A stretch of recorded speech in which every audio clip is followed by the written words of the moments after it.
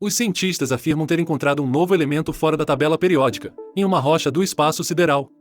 Não deixe de ficar ligado até o final para ver as imagens originais desse asteroide e a resposta à pergunta sobre o que é esse novo elemento. E se você gostar, ficarei galacticamente feliz com um polegar para cima e um comentário, pois é assim que obtemos o algoritmo para mostrar esse tópico empolgante a ainda mais pessoas. Obrigado a vocês e sejam bem-vindos.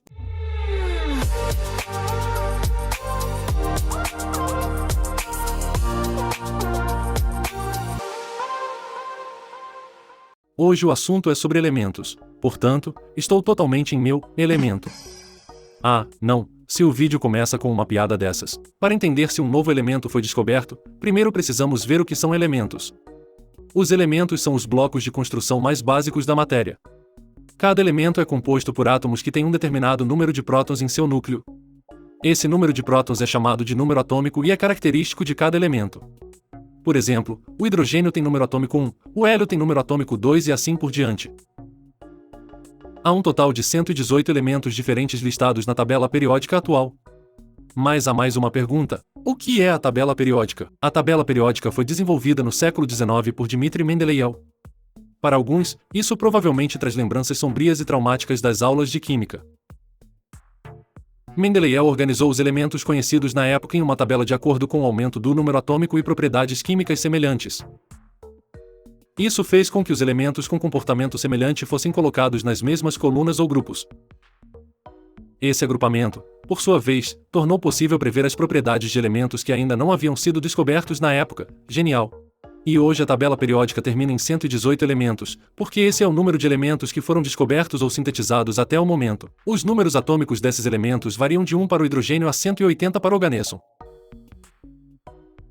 Até agora, tudo bem, essas são todas as informações elementares.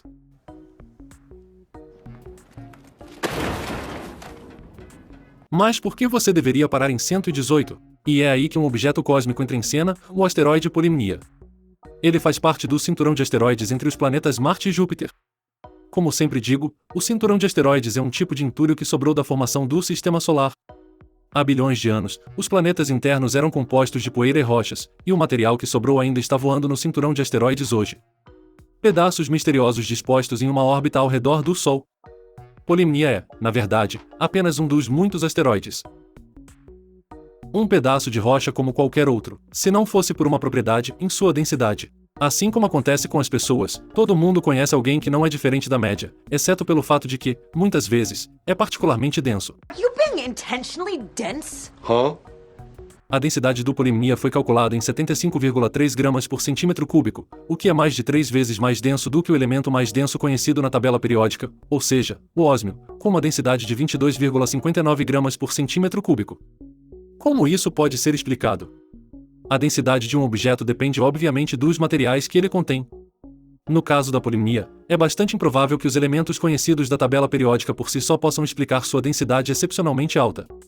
Portanto, a explicação óbvia para a densidade é que ela contém materiais que ainda não foram sintetizados em laboratório ou encontrados na natureza.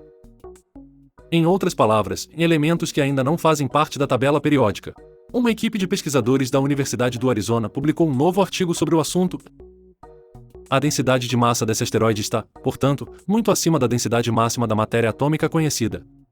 Portanto, queríamos investigar se esses objetos compactos ultradensos poderiam consistir em elementos superpesados além da tabela periódica. E agora a engenhosidade da tabela periódica vem a calhar novamente, já que sabemos quão denso é o Polymnia, podemos extrapolar onde um elemento adequado deve estar localizado na tabela periódica. A equipe de pesquisa acredita que existem ilhas hipotéticas de estabilidade na tabela periódica, onde elementos com números atômicos mais altos poderiam existir por mais tempo. Para explicar a densidade da Polymnia, eles usaram o modelo Thomas Fermi de estrutura atômica para investigar as possíveis propriedades dos elementos além do número atômico 118. Por exemplo, um elemento com número atômico 164 poderia ser capaz de explicar a extraordinária densidade da Polymnia, desde que fosse estável o suficiente para não decair imediatamente. É isso mesmo. Para explicar a densidade da Polymnia, os pesquisadores dão um salto direto do número 118 na tabela periódica para o número 164. Isso me lembra a seguinte declaração de um famoso físico e filósofo: Magie ist Physik durch Wollen, noch einmal, vergessen Sie es nicht. Mas como você extrapola algo assim, é um pouco complicado. A equipe de pesquisa usou o modelo Thomas Fermi. Ele indica o tamanho do raio dos núcleos atômicos carregados positivamente de um metal, ou seja, a parte do átomo que contém o núcleo atômico e os elétrons que ainda estão firmemente ligados a ele. E a densidade com que os átomos de um metal são empacotados depende principalmente do raio de seus núcleos. O pesquisador envolvido, Jan Rafalski, descreve isso da seguinte forma: usamos o modelo Thomas Fermi porque, apesar de sua relativa imprecisão, ele permite uma exploração sistemática do comportamento atômico como uma função do número de prótons, mesmo além da tabela periódica conhecida.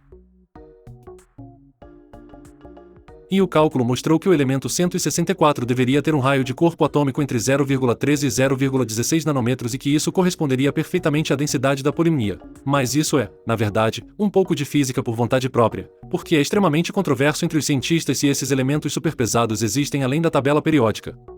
Nos círculos especializados, isso também é chamado de um nobtenium, ou seja, um elemento inatingível.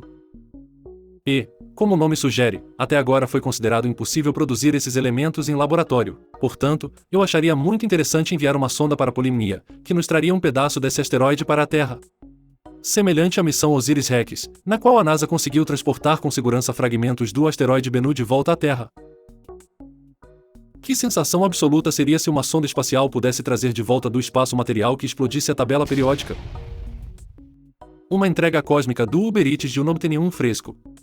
O que nos leva a perguntar em qual seria o sabor do elemento 164. Eu gostaria muito de saber a opinião de vocês. Você acha que a densidade do polimnia pode ser explicada por um novo elemento superpesado? Se sim, escreva suas sugestões de nomes para o elemento 164 nos comentários, pois é claro que precisamos de um nome fantástico para um elemento tão especial. Aguardo ansiosamente as sugestões criativas de vocês. Na tabela periódica do YouTube, meu canal logo alcançará o número atômico 25.000. Na verdade, só me faltam alguns poucos inscritos até lá e eu ficaria muito feliz se vocês me ajudassem a atingir essa meta galáctica e seguissem meu canal agora e o recomendassem para seus amigos e familiares que amam o espaço. Alguns elementos da Terra provavelmente vieram para cá por meio de impactos de asteroides. E o que os pesquisadores descobriram agora na Austrália aponta para um dos impactos mais violentos de todos os tempos. Eles descobriram uma estrutura misteriosa sob a Austrália que é maior do que qualquer coisa que já foi encontrada antes. É incrível como você não percebeu isso até agora. Dê uma olhada na incrível filmagem dessa estrutura gigantesca sob a Austrália no vídeo abaixo. É realmente muito emocionante. E se você quiser apoiar o meu trabalho, compre as camisetas dos vídeos e os grandes planetas de pelúcia na minha loja de Astro. Cada compra me ajuda muito a continuar o canal. Caso contrário, eu diria que vejo você no próximo vídeo. Fiquem bem, pessoal.